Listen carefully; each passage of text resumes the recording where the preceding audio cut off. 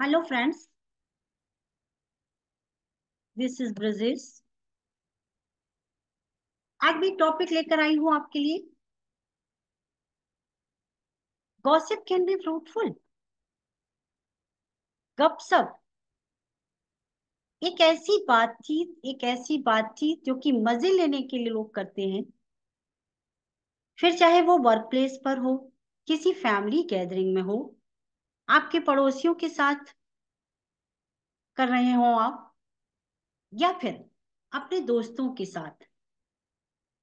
ऐसी बातचीत जो कि इनफॉर्मल है, मजे लेने के लिए लोग ज्वाइन करते हैं, उसको गॉसिप कहते हैं।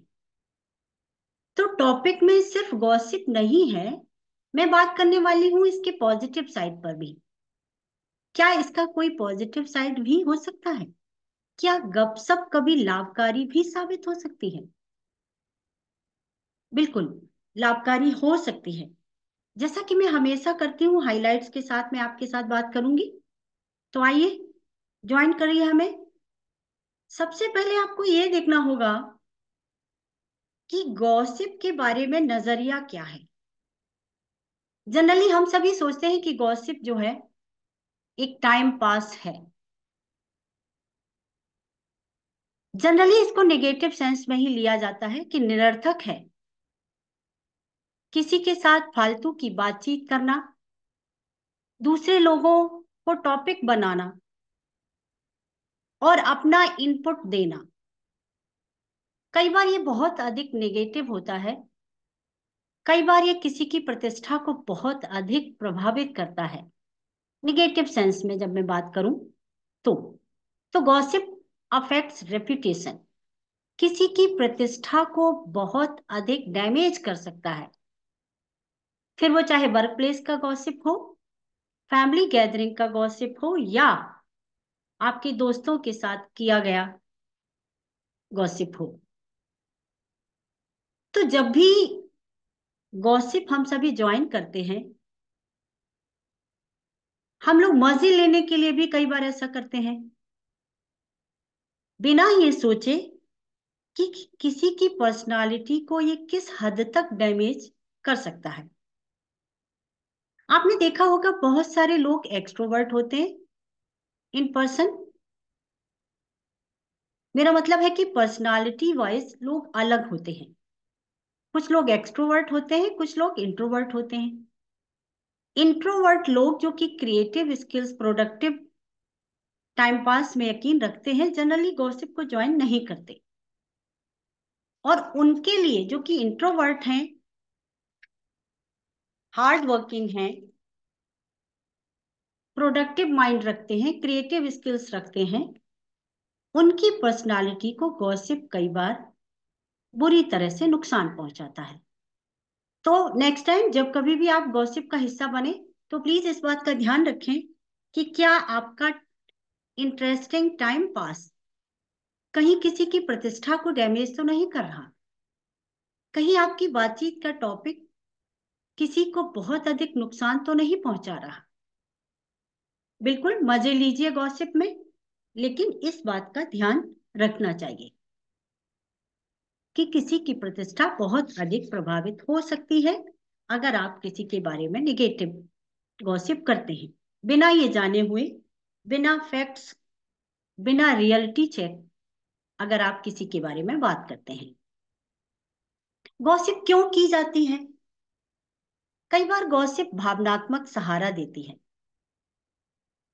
अब आप कहेंगे कि भावनात्मक सहारा गॉसिप कैसे दे सकती है? बिल्कुल दे सकती है।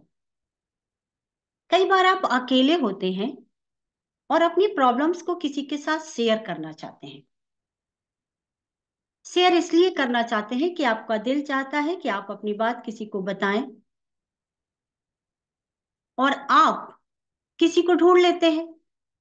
सामने वाला भी खाली है, आपकी बात को इंटरेस्ट लेके सुनता है, आपको कुरेद के पूछता है कि क्या हुआ, फिर आगे क्या हुआ। अगर आपने एक पॉइंट किसी को बताया कि ये बात इस तरीके से है, तो वो आपसे, अगर कोई एक्सपर्ट है गॉसिप करने में, तो आपसे और भी बहुत सारे लिंक ढूंढ लेता है। उसका मकसद सिर्फ टाइम पास है, और आप उसमें भावनात्मक सहारा ढूंढ रहे हैं, इसलिए अपनी चीजों के बारे में बात करना चाहते हैं। भावनात्मक रूप से हल्के होने के लिए भी आप किसी को अपनी सीरियस मैटर को भी गॉसिप के तौर पर परोस देते हैं। कई बार ये भावनात्मक सहारा आपको हल्का फील कराता है, आपको अच्छा फीलिंग देता है कि आपने अपनी बात रख दी, किसी से आपने अपनी परेशानी को बांट लिया है और आप हल्का महसूस करते हैं। लेकिन कई बार ये आपके लिए मुसीबतों का दरवाजा भी खोल देता है। तो नेक्स्ट टाइम जब भी गॉसिप का हिस्सा बने, सिर्फ भावनात्मक सहारा ना ढूंढें। ये आपके लिए परेशानियों का पिटारा खोल सकता है।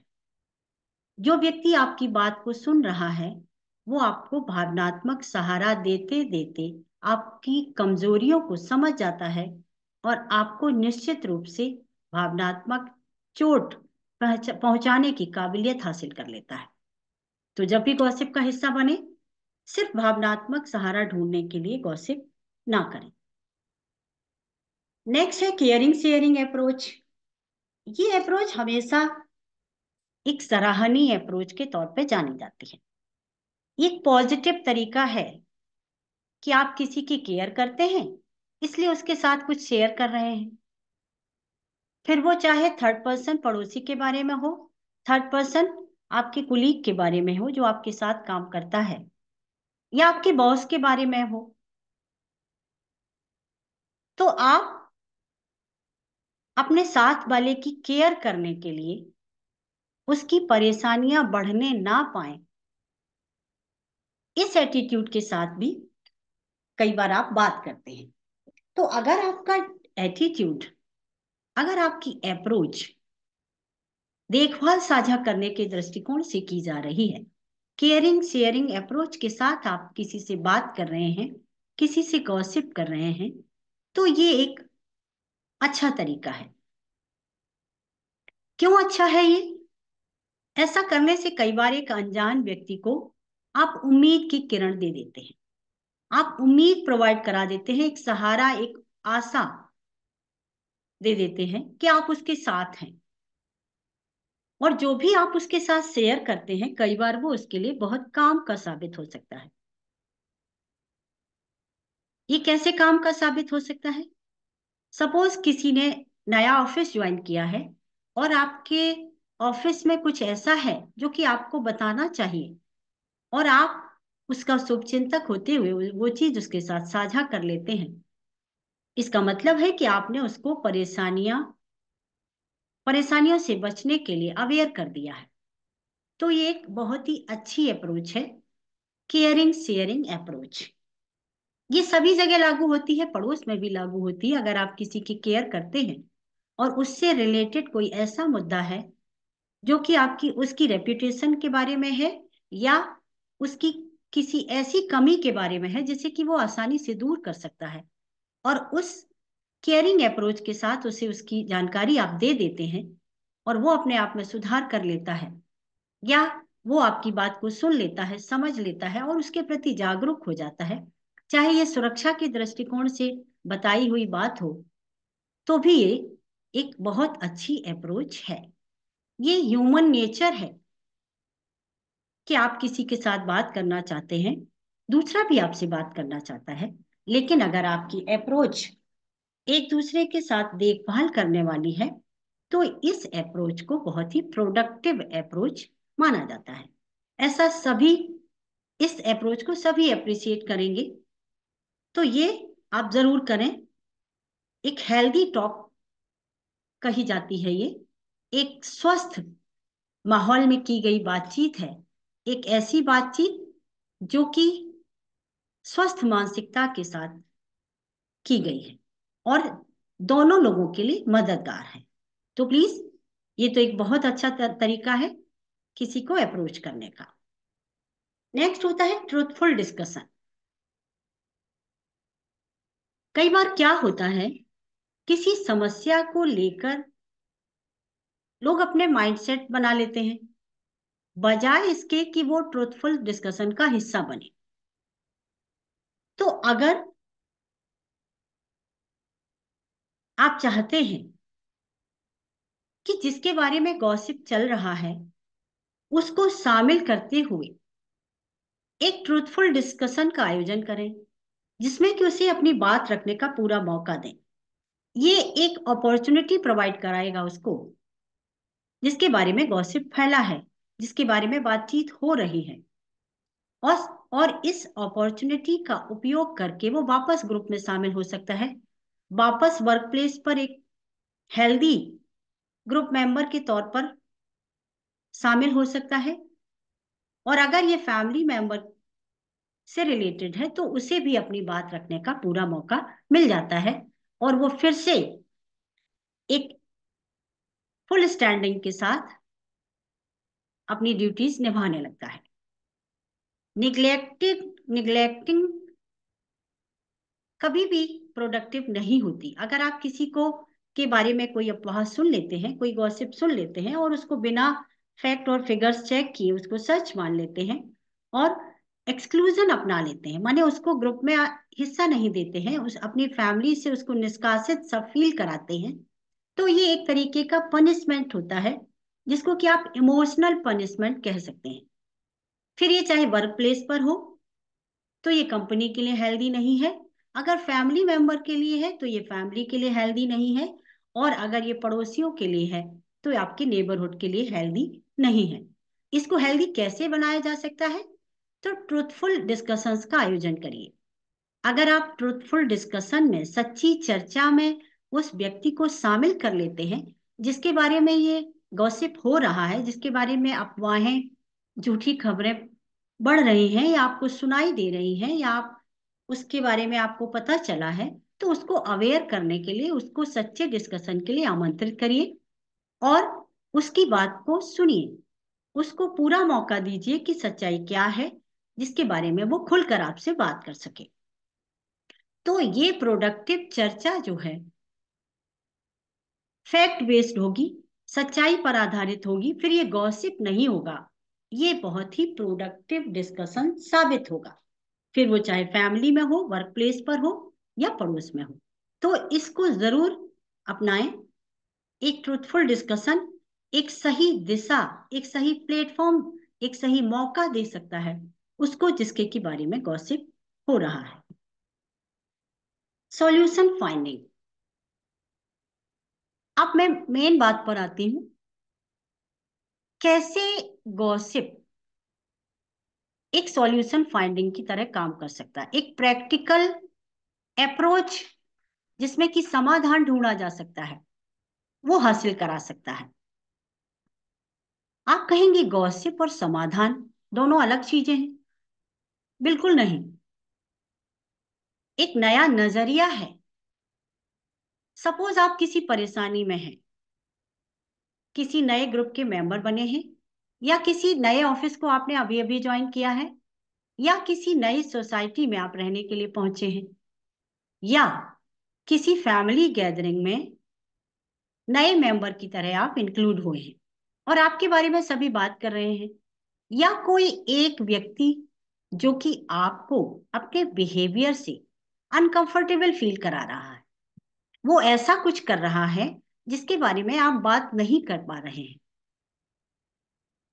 और ये जरूरी नहीं है कि आप इतने कॉन्फिडेंट हों क्योंकि आप नए मेंबर के तौर पर शामिल हैं कि आप उसे फेस कर पाए।